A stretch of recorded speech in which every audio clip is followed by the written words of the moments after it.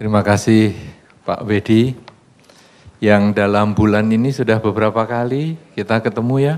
Kemarin di Tangerang, kemudian ini mungkin minggu depan lagi ketemu.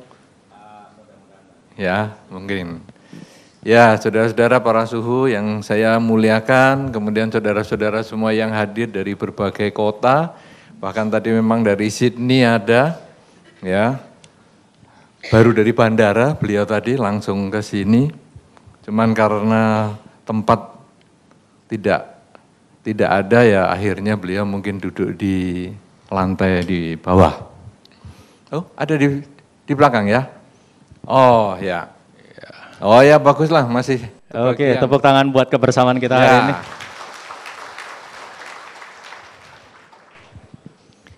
Saudara-saudara, tema kita hari ini memang luar biasa. Dan selama beberapa kali saya mengisi di Dharma Suci, tema yang singkat, padat, tapi butuh uraian panjang, itu hari ini.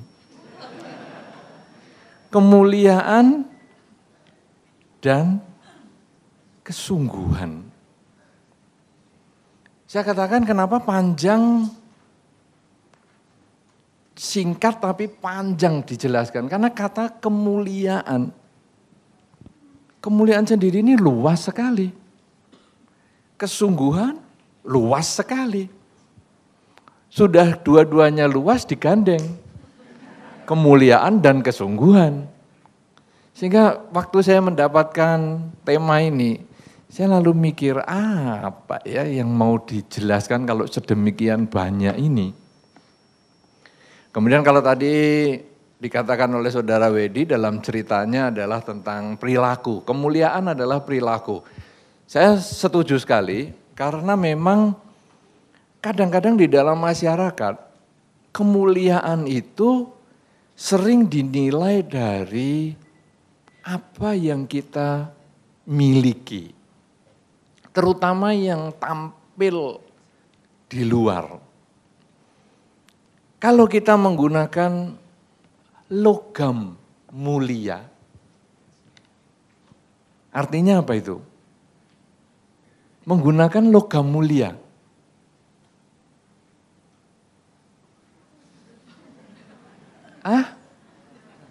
Emas toh? Jadi mulia itu sering dianggap sebagai sesuatu yang bersifat materi. Karena ada istilah logam mulia, batu mulia. Nah sehingga bagaimana orang-orang itu bisa dimuliakan atau mendapatkan kemuliaan, itu kalau bisa misalnya mempunyai cukup harta, itu disebut orang mulia. Mempunyai rumah yang besar itu juga mulia. Bahkan ada beberapa yang mengatakan duduk di tempat yang tinggi gini juga mulia loh. Makanya kadang kita kalau duduk di sini terus dipanggil yang mulia. Padahal ini seperti yang tadi saudara Bedi ceritakan itu.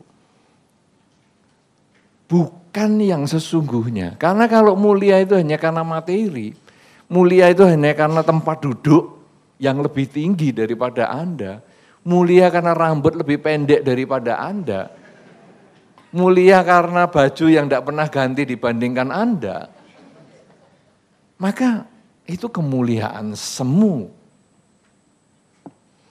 Tapi kalau kita berbicara di dalam pengertian dharma, mulia ini jelas bukan materi. Mulia jelas bukan aksesoris. Tapi mulia pasti bersifat perilaku.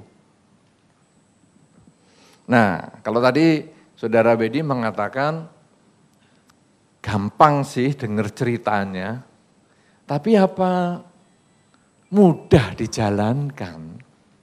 Nah, saudara-saudara, kesempatan hari ini kita akan membahas tentang bagaimana perilaku mulia itu kita tumbuhkan di dalam diri kita. Sehingga kalau tadi Anda mengagumi anak itu, yang dalam contohnya Pak Wedi, yaitu anak yang rela berkorban untuk membahagiakan pihak lain, yaitu kalau dalam hal itu adalah pelayan restoran yang mungkin menghina dia.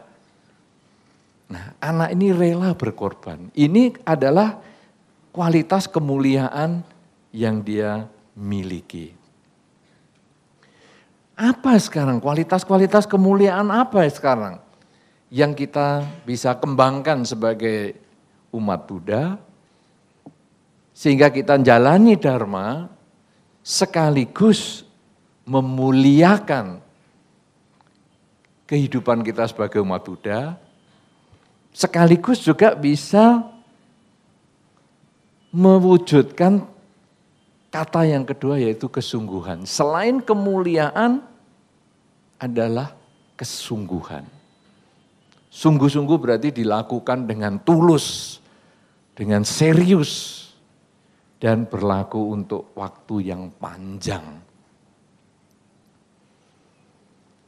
Saudara-saudara, di dalam Dharma, faktor kemuliaan yang pertama, faktor perilaku yang mendukung kemuliaan, yang pertama adalah yang disebut dengan kebenaran. Kebenaran. Sesuatu yang benar. Artinya apa, saudara? Ketika kita melakukan sesuatu, lakukan sesuatu yang benar. Bukan yang diperkirakan benar. Atau mungkin benar. Tetapi kita yakin ini benar. Apa sekarang yang disebut benar? Karena kadang-kadang kalau tadi diceritakan, Saudara Wedi tadi cerita Saudara Wedi. Ada orang punya uang cuma 50 sen. Dia mestinya bisa dapat es krim yang lebih enak. Tetapi dia rela mengurangi kesenangannya sehingga beli es krim yang lebih murah untuk 15 sen dihadiahkan sebagai tips. Kelihatannya itu kebenaran. Tapi kita lihat dari sudut mana dulu. Kadang-kadang kebenaran dari satu sisi bisa dilihat tidak benar dari sisi yang berbeda. Ada yang setuju dengan ceritanya Pak Wedi tadi. Tapi mungkin ada juga yang gak setuju. Mungkin orang akan mengatakan, kenapa dia gak beli yang 50 sen juga? Es yang 50 sen. Loh, kan gak ada yang bisa diberikan. Bisa. Apa itu? Sendok kotor. Kan lumayan ada setitik es krim di ujung sendok. Jadi nanti setelah karyawan itu membersihkan gelasnya, masih ada di ujung sendok es krimnya, tinggal dicilat.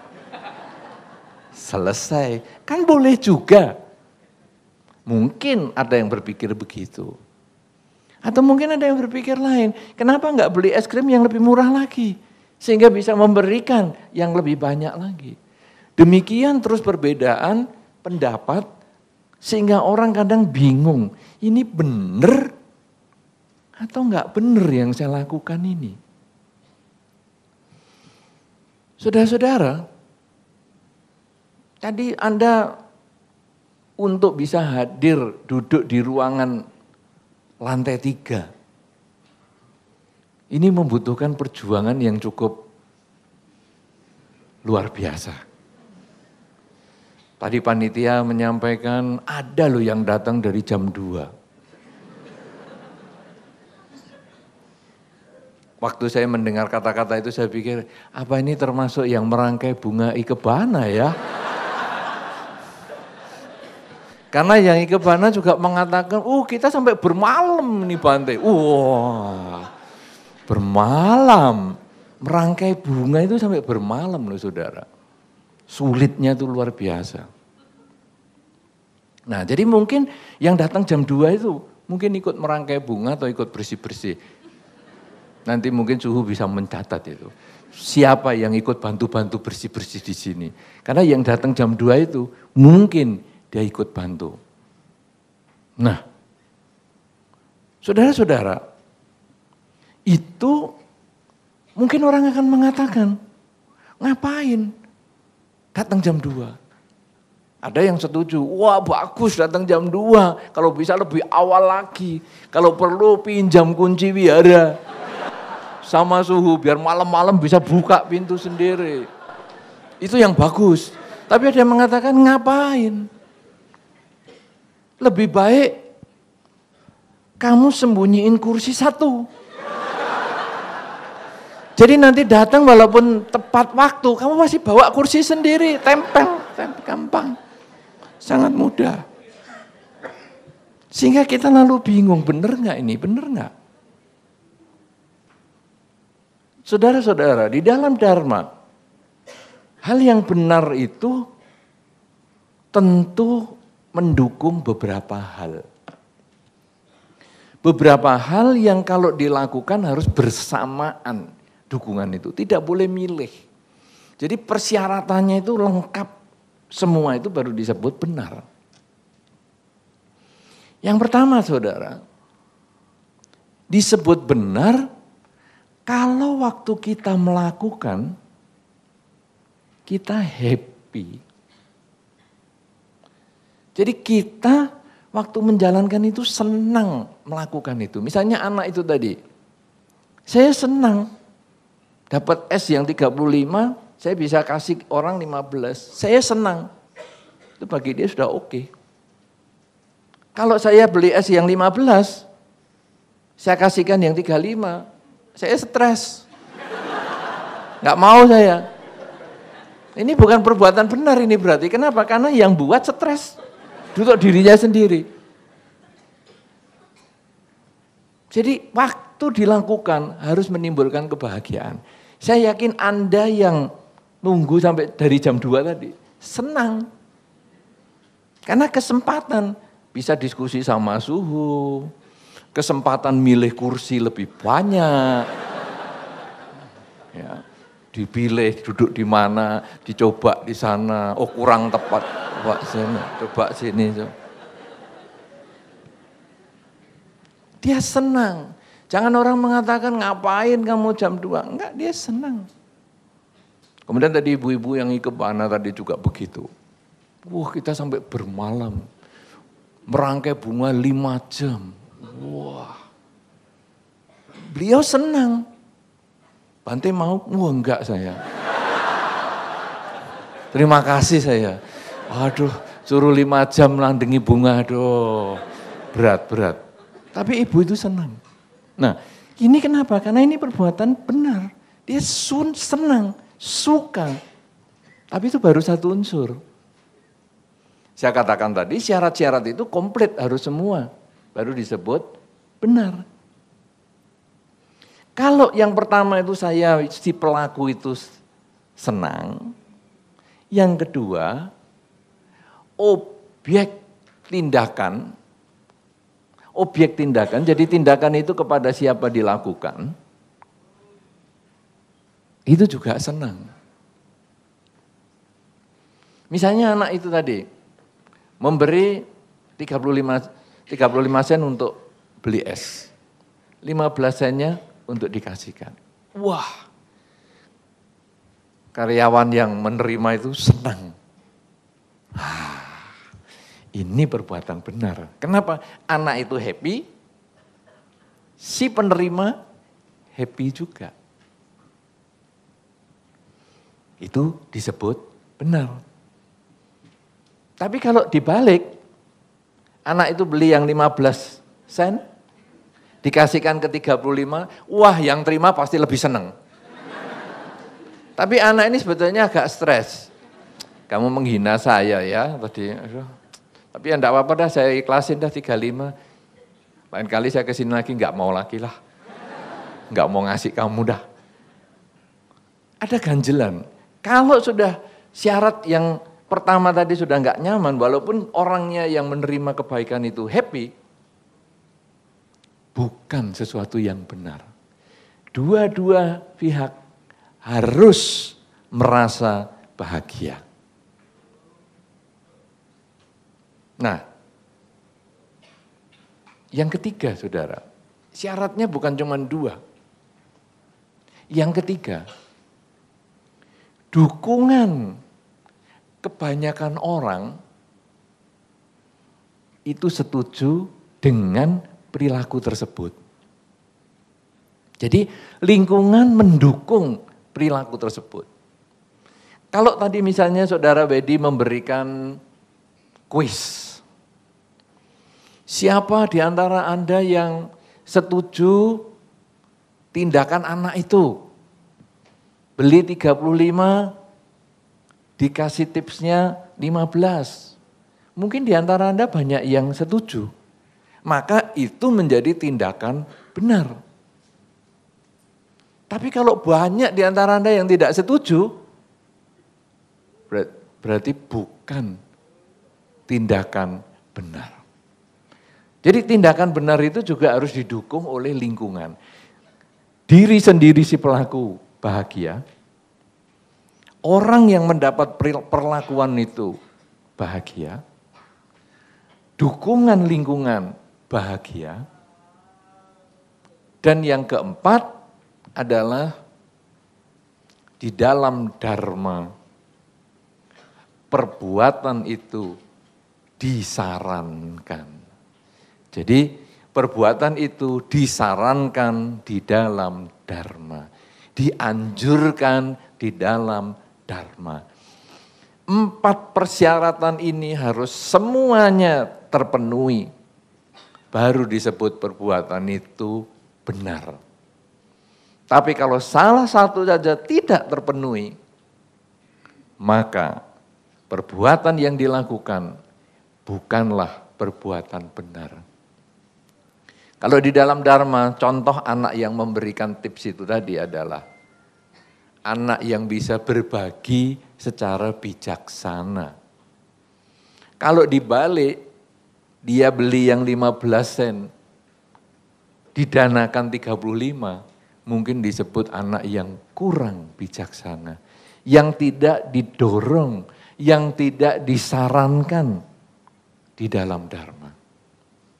Nah, saudara-saudara, kemuliaan itu bisa terjadi kalau Anda punya perilaku, punya ucapan yang disebut benar.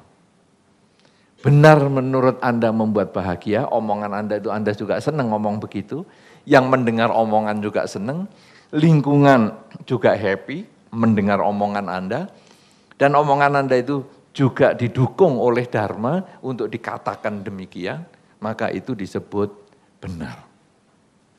Misalnya omongan yang manis, omongan yang baik, omongan yang bebas dari maki-makian, omongan yang bebas dari gosip. Nah, itu didukung oleh dharma, menyenangkan untuk kita, menyenangkan untuk yang mendengar, juga didukung dharma dan lingkungan. Itu kualitas kemuliaan yang pertama. Selain bertindak yang benar, maka yang kedua, kualitas kedua ini bukan hanya berbicara tentang cara kita bertindak yang benar atau cara berbicara kita yang benar, tetapi unsur yang kedua kemuliaan ini adalah berbicara tentang pola pikir, yaitu pola pikir yang mudah menyesuaikan dengan kenyataan.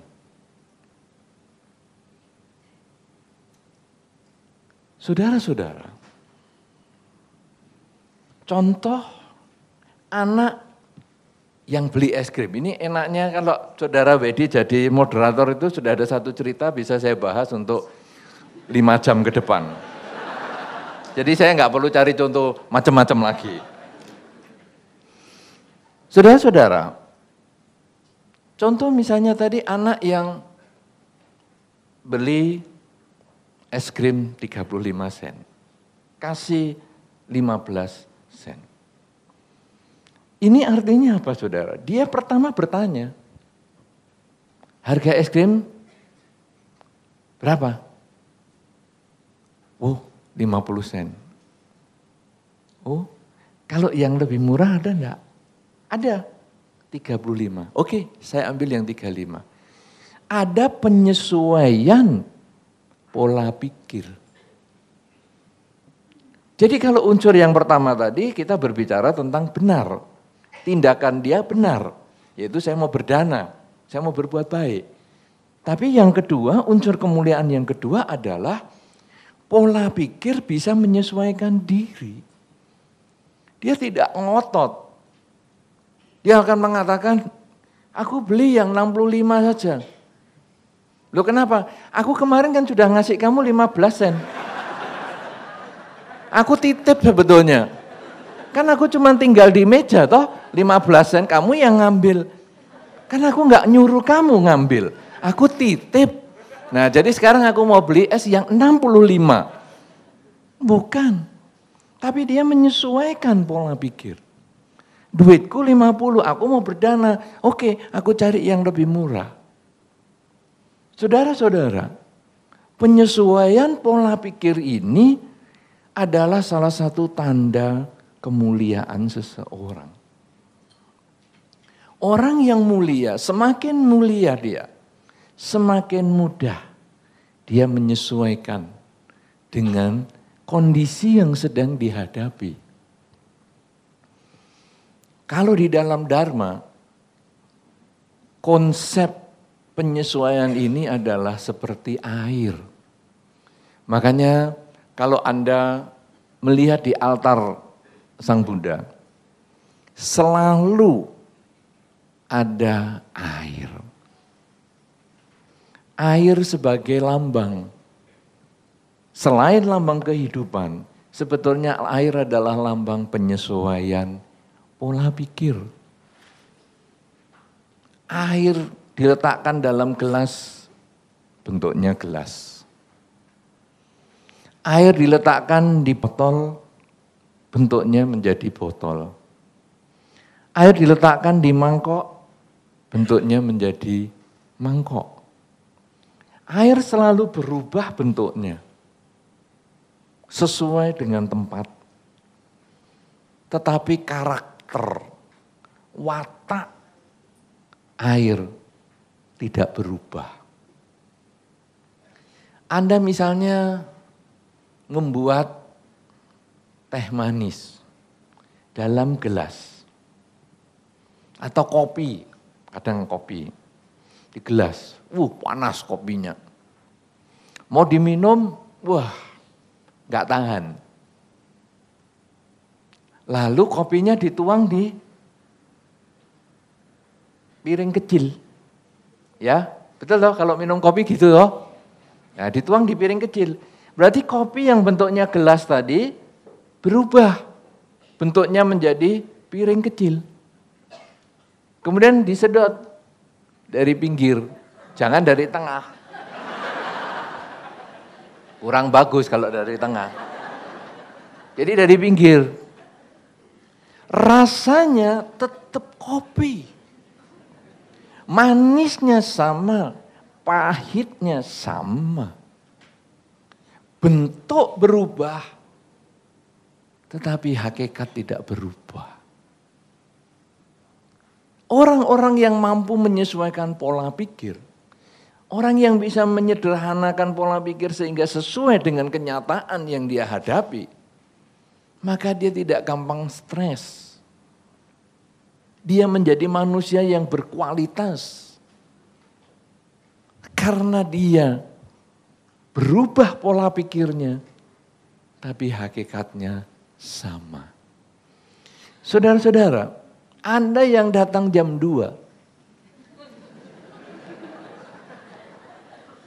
yang ini yang datang jam 2 yang mana di sini?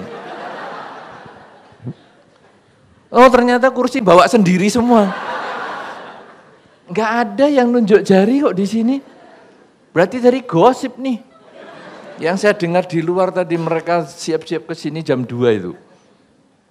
Nah saudara-saudara, Anda yang datang jam 2, Anda dapat tempat. Atau Anda yang berhasil membobol pintu kaca ini, Anda dapat tempat di ruangan ini. Sebaliknya Anda yang kalah kuat, mungkin kalah cepat jalan naiknya, akhirnya begitu sampai di depan sini, ya penuh. Toleh kanan, toleh kiri, ya penuh. Lalu apa? Kalau orang yang tak berkualitas, dia yang tidak punya kemuliaan, dia akan mengatakan, minggir salah satu. Saya ini biasa di sini loh. Jasa saya besar loh untuk wihara ini. Saya termasuk pelatih penyanyi-penyanyi anak kelas 9 itu tadi loh. Kenapa saudara orang seperti itu? Karena dia tidak punya watak kemuliaan. Tetapi ketika orang itu kemudian melihat, loh, wah, sudah penuh ya, ya enggak apa-apalah, saya di lantai bawahnya lagi. Tapi lantai bawah kok juga banyak orang, enggak apa-apa, saya lantai 1. Lantai 1 enggak ada tempat lagi, parkiran. Parkiran juga enggak ada, pertigaan sana depan. Enggak apa-apa. Kenapa? Karena saya senang bisa berbuat baik kepada orang lain.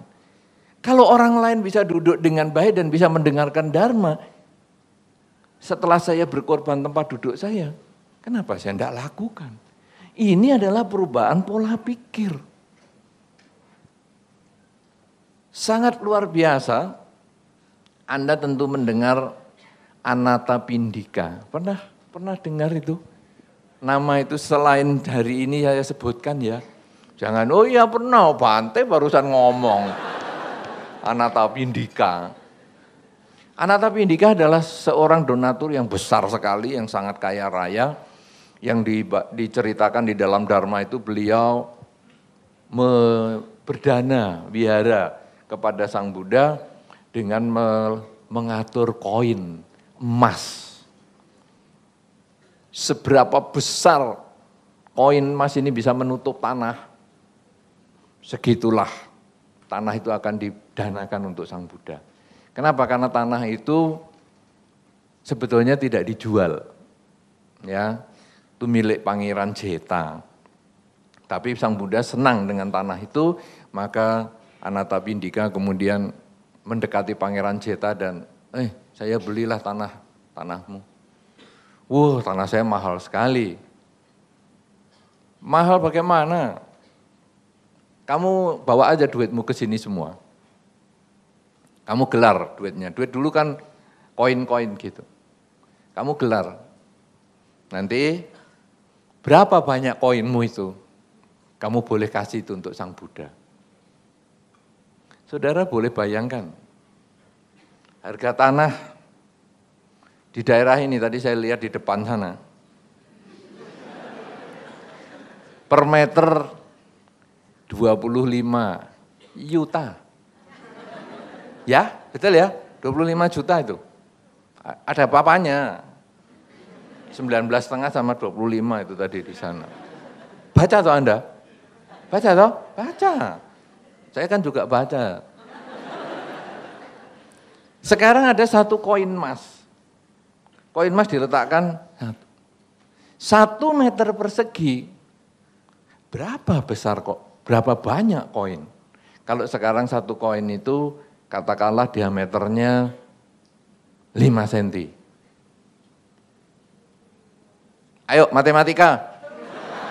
Satu koin 5 cm. 1 meter persegi berapa koinnya?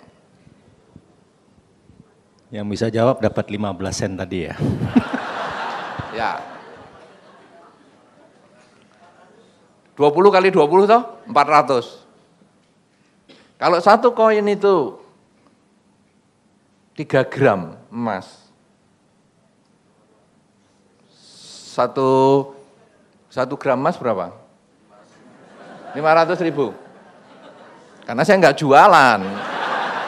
Saya nggak tahu, kan saya boleh tanya kepada Anda toh. 1 gramnya 500.000. Ya yang untuk uang kan nggak sampai 24 karat toh. 500, 1,5 juta. 1,5 juta kali 400. Karena kan 20 kali 20, 400. 1 meter persegi, 400 koin. Satu koinnya 1,5 juta. Berarti 1 meter persegi sama dengan 600 juta. Itu harga sebelum Krismon.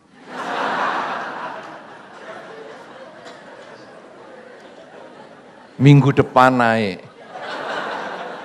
Segera beli hari ini. Hari ini di sini loh masih 25 juta semeter. Hari itu loh di zaman Sang Buddha 3.000 tahun yang lalu, 600 juta per meter. Dan itu Anathapindika, gelar semua duitnya. Dibawa guci-gucian.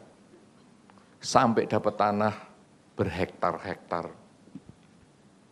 Berapa banyak duitnya coba?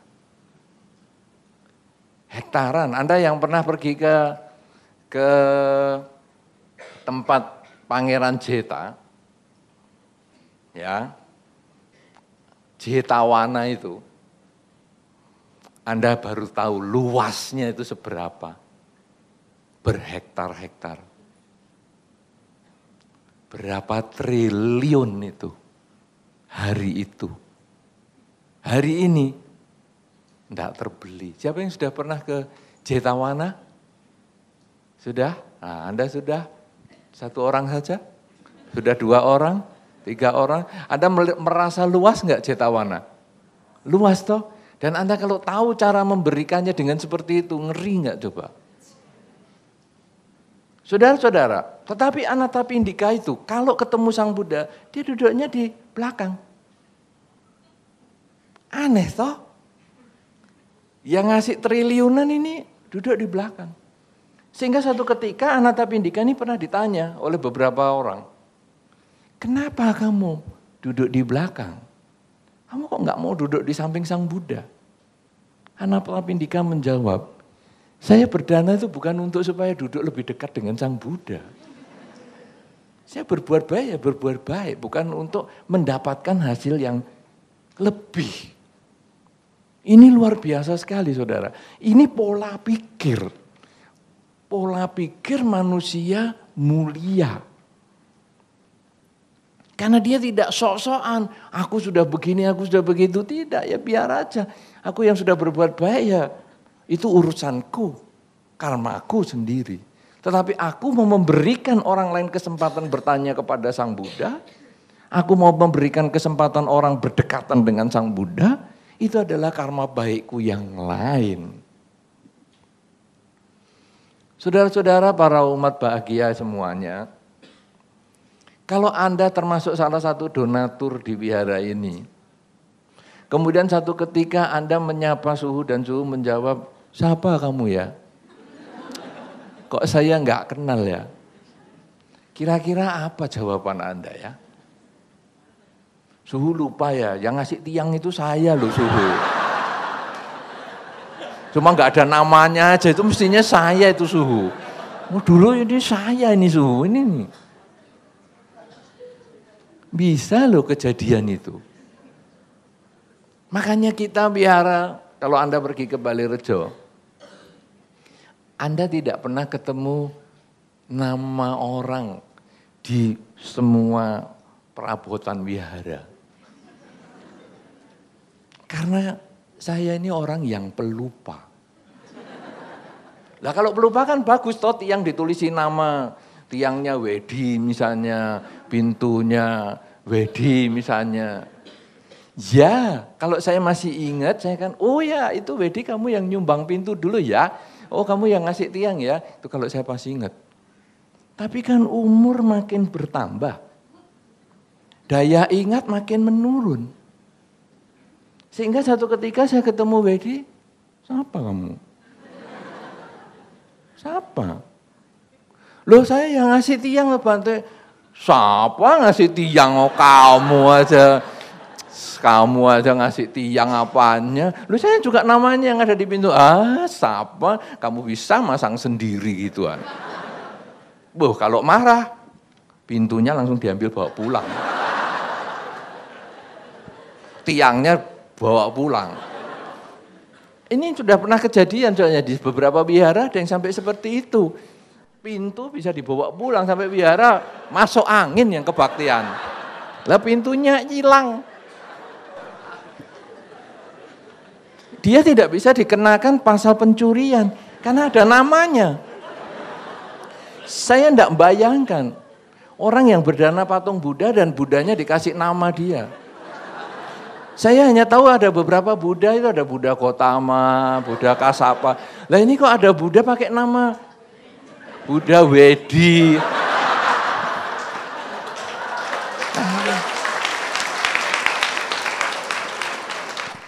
Ini Buddha zaman kapan? Apa yang akan datang? Lah kalau nanti Wedinya marah-marah kan Buddhanya langsung hilang satu loh. Tapi ya gampang sih Buddhanya mana yang hilang? Ah itulah dia yang ngambil. Biar belum siap jadi Buddha dia. Nah saudara-saudara, kadang kita egonya besar. Kenapa? Karena kita merasa saya sudah berjasa. Sehingga kita sulit untuk mengubah pola pikir kita. Menyesuaikan pola pikir tidak mudah. Jangankan orang yang pernah berjasa untuk wihara, sering sembahyang aja. Kalau banyak kesusahan nanti kan sembahyangnya diprotes. Saya ini sudah sembahyang sering-sering loh suhu, kenapa hidup saya ini kok menderita? Cepat sekali berubah seperti itu. Itu teman saya jarang sembahyang, malah hidupnya bahagia. Apa enaknya nggak usah sembahyang aja ya suhu.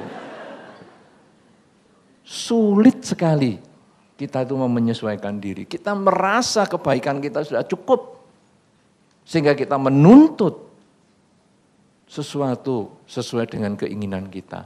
Padahal faktor kemuliaan seseorang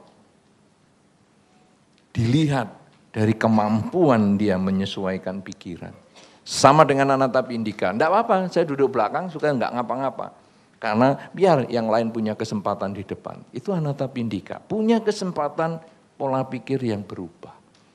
Langsung menyesuaikan diri.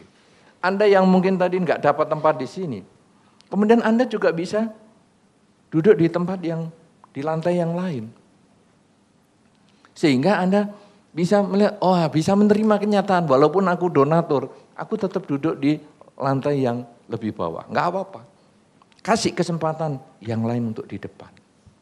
Nah ini adalah pola pikir manusia mulia.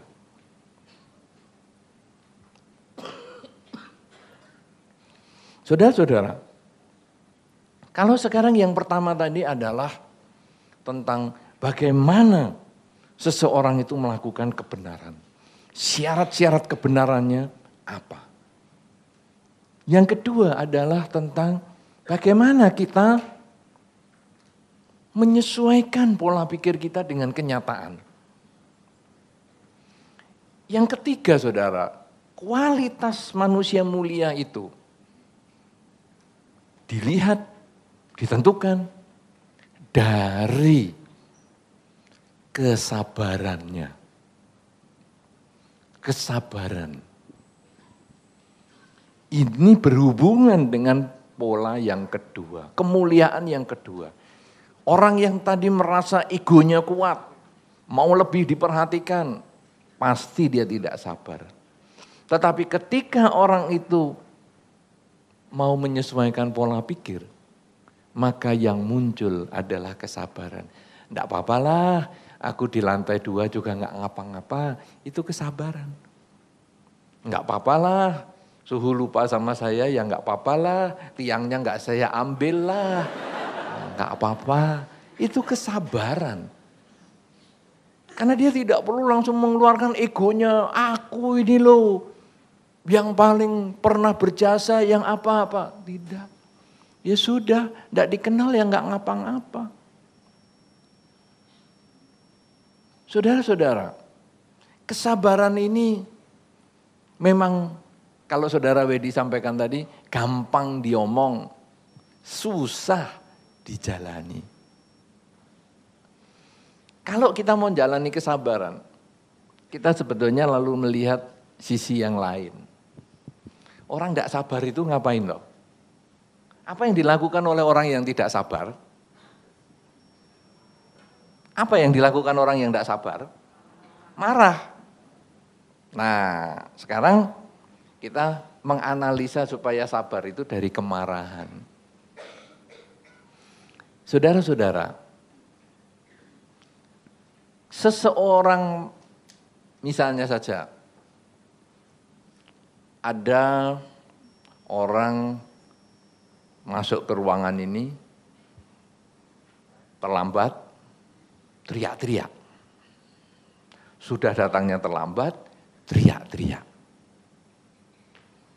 Kemudian kita yang tidak sabar, kita marah sama dia. Hei, jangan teriak-teriak di sini. Dia masih teriak-teriak terus. Akhirnya kita lebih kencang lagi. Hei, jangan teriak-teriak di sini. Loh lah, kamu kan teriak-teriak juga di sini. Aku kamu larang teriak-teriak, lah kamu kok malah teriak-teriak juga. Kamu ini nggak boleh teriak-teriak di sini. Saya keluar. Saudara-saudara, orang ini tidak sabar. Apa sebetulnya yang dia marahi? Bahwa dia ada keinginan ruangan ini kalau acara sudah mulai, tenang. Jangan rame. Jangan ada yang terlambat. Kemudian orang itu datang terlambat, nomor 1. Nomor 2, dia bikin keributan. Tidak sesuai dengan keinginan.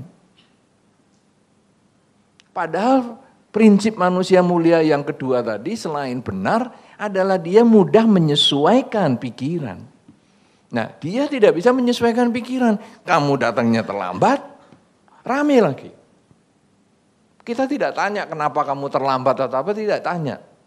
Misalnya karena liftnya macet lah, atau jalanan tanjakannya ini nggak kuat karena dia barusan sakit misalnya. Dia nggak mau tahu, pokoknya kamu datang terlambat dan teriak-teriak. Saya marahi dia. Kenapa saya marah? Karena keinginan saya tidak tercapai.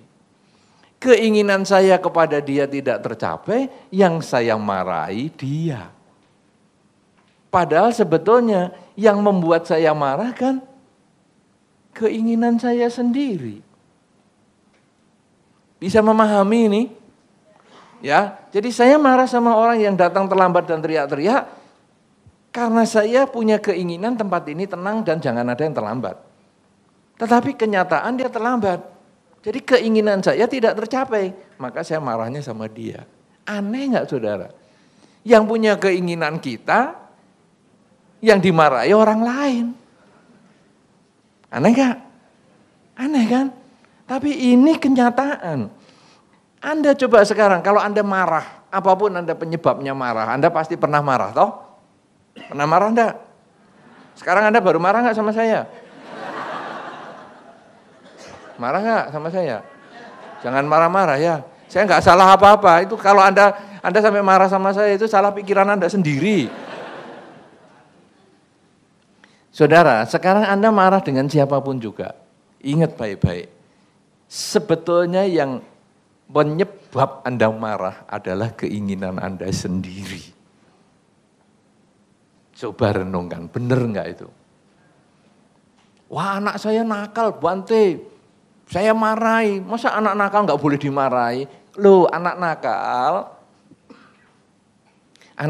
itu memang perlu diberi pelajaran. Tetapi tidak harus dimarahi. Problem yang kita bahas ini adalah kesabaran, yaitu mengurangi kemarahan. Anak nakal, kalau anak tidak diberi pelajaran, anak yang nakal ini nanti tidak akan menjadi lebih baik. Tetapi bukan dengan marah. Tetapi kita bisa memberikan nasihat. Beberapa orang tua kadang sering bertanya, gimana Pak cara menasehatinya? Ya sebetulnya menasehati anak yang nakal itu adalah dengan dikenalkan hukum sebab dan akibat. Jadi kamu kalau nggak suka dicubit, kamu jangan nyubit orang lain. Kalau kamu nggak suka mainanmu dipinjam, dirusakkan orang lain, anak lain, maka kamu juga kalau meminjam mainan, kamu juga harus jaga supaya jangan sampai kamu merusakkan mainan temanmu. Nah, kita kasih nasihat hukum sebab dan akibat seperti itu. Jadi tidak, kamu ini yang rusak ini. Enggak. Kenapa? Karena kemarahan itu sebetulnya timbul dari keinginan kita yang tidak tercapai. Kasihan, kalau keinginan kita sendiri tidak tercapai malah anak yang dimarahi. Justru sebetulnya kita mengendalikan keinginan sehingga anak ini bisa diberikan pengarahan. Nah, itulah kesabaran. Jadi kalau sekarang kita sudah ada kebenaran, kemudian ada upaya untuk menyelaraskan pikiran, menyesuaikan dengan kenyataan. Yang ketiga ada kesabaran, maka yang keempat, yang juga tadi menjadi dasar kesabaran, menjadi dasar dari kemampuan kita menyesuaikan pikiran, keinginan, adalah kerelaan. Kerelaan. Di dalam Dharma, kerelaan ini menjadi dasar perilaku kebajikan. Sebelum orang kenal apa-apa, dikenalkan kerelaan. Karena kerelaan ini adalah dasar kehidupan. Saudara, ketika kerelaan ini di dalam Dharma sering dicontohkan seperti bumi. Bumi itu walaupun kita injak, walaupun kita maki, walaupun kita katain yang jelek-jelek, walaupun kita puji-puji, dia kalau kita menanam padi, dia akan tumbuh padi. Tanam jagung, dia tumbuh jagung. Artinya apa? Apa yang dia lakukan itu dengan kerelaan. Kadang kita kalau bekerja, dipuji-puji, wah semangatnya tinggi. Begitu dicela sedikit, emosi, langsung kita kurang semangat. Nah, ini kerelaan kita kurang. Maka kalau di dalam Dharma, bumi ini sebagai lambang kerelaan. Sekaligus lambang kesabaran.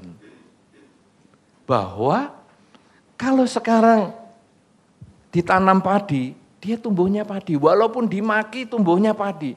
Tidak mungkin ditanam padi tumbuhnya yang lain-lain.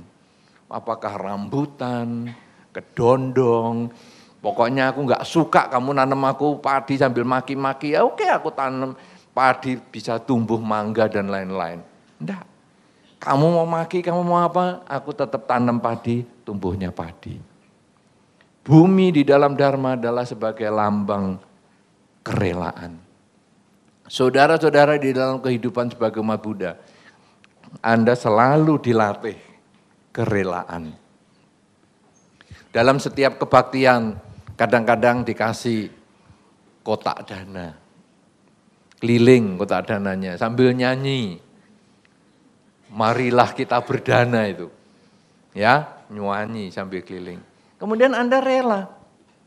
Ini sebetulnya Anda merelakan materi. Entah berapapun yang Anda berikan, Anda tidak diharuskan. Tetapi kerelaan materi ini menjadi dasar. Saya merelakan sebagian milik saya. Dan Anda sudah tahu kalau ke wihara ada kegiatan itu. Anda lakukan itu. Sesungguhnya itu menjadi satu latihan di dalam diri. Bahwa dengan materi yang selalu saya cari pun, saya mau berbagi. Apalagi hal-hal yang lain yang tidak saya cari. Apa itu hal-hal yang lain?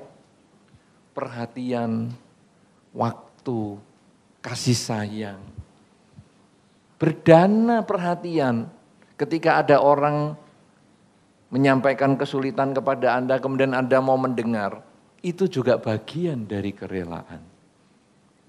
Kemudian Anda menyediakan waktu mungkin untuk teman Anda yang sedang berkunjung, untuk ngobrol dengan Anda, itu juga kerelaan, bukan hanya materi saja. Kemudian kasih sayang, itu juga bagian dari kerelaan. Jadi sebetulnya kerelaan ini menjadi dasar, kerelaan materi adalah awal, yaitu kita berbuat baik dengan materi yang kita miliki. Tapi sebetulnya semakin tinggi kualitas diri kita, semakin mulia kualitas kita, maka bukan hanya dana materi yang kita lakukan, tapi juga dana waktu, keakuan, kemudian cinta kasih, perhatian, maaf. Nah, inilah dana yang tadi dikatakan kesabaran itu adalah memberikan maaf, kemudian mengubah pola pikir, ini juga bagian dari kerelaan.